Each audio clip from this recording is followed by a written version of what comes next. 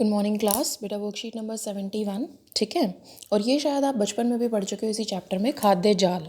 यानी जैसे हमने खाद्य श्रृंखला पढ़ी थी, अब वो खाद्य श्रृंखला आपस में कैसे जुड़ी होती है उसे हम खाद्य जाल कहते हैं। जैसे प्रकृति में विभिन्न आहार श्रृंखलाओं की लंबाई तथा जटिलता में काफ़ी अंतर होता है। आमतौर पर एक जीव दो या दो से अधिक जीवों द्वारा खाया जाता है। जैसे उस दिन मैंने बताया था कि घास को हिरन ने खा लिया, ठीक है, और फिर हिरन को शेर ने खा लिया।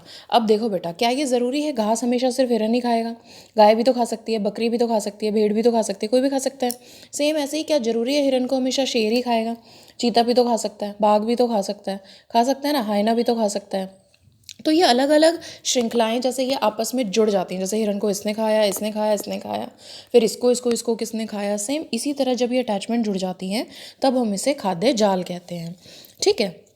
हमारे क्रियाकलाप जो हैं पर्यावरण को किस प्रकार प्रभावित करते हैं, मतलब हमारे कर्म जो हैं पर्यावरण को क्या नुकसान पहुंचा रहे हैं। पर्यावरण में परिवर्तन हमें प्रभावित करते हैं तथा हमारे क्रियाकलाप पर्यावरण को प्रभावित करते हैं। यानी अगर पर्यावरण में कोई परिवर्तन आएगा तो हम पर फर्क पड़ेगा, और अगर हम जो कार्य करेंगे उससे पर्यावरण पर भी फर्क पड़ता है। मानव क्रियाकलाप प्रदूषण तथा वन उन्मूलन जैसी समस्याओं को उत्पन्न करता है। प्रदूषण तो आपको पता ही होगा, वन उन्मूलन मतलब वन का कटना यानी जंगलों का।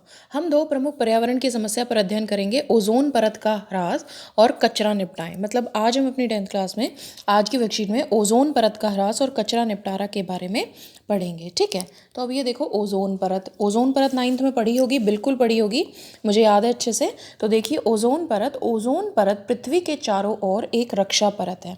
जैसे ये हमारी पृथ्वी है बेटा, इसके चारों ओर कुछ दूरी पर आसमान में ऐसे ओजोन परत होती है।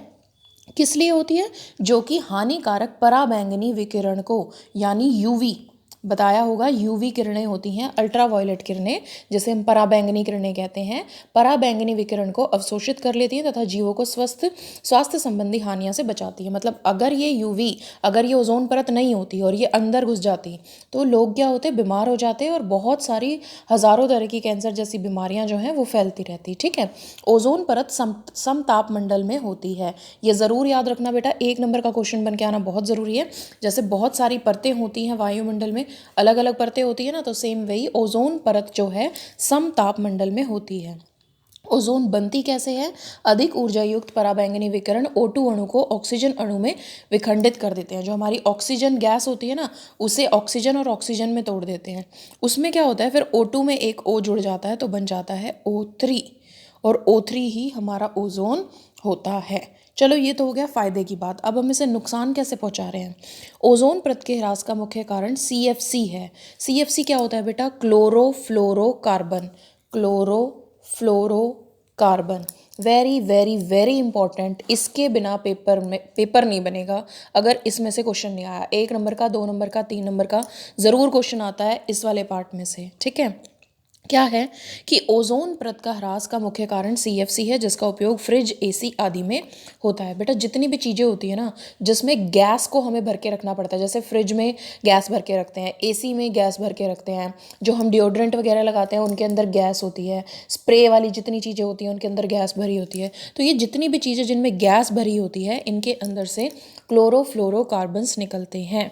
अब देखिए आगे, संयुक्त राष्ट्र पर्यावरण कार्यक्रम यानी UNEP में सभी देशों में सहमति बनी कि CFC के स्तर को घटा के स्तर तक सीमित रखा जाए। क्योटो प्रोटोकॉल कहते हैं बेटा। क्योटो प्रोटोकॉल में क्या हुआ था कि कुछ निश्चित सीमा तक जो है CFC का जो प्रयोग है वो हर देश घटाएगा, ठीक है।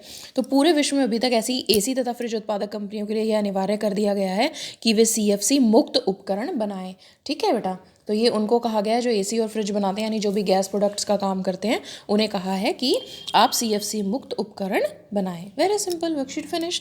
ओजोन क्या है तथा ये हमारे लिए कैसे उपयोगी है, बता दो भाई। ओजोन क्या है और कैसे उपयोगी है, ये रहा।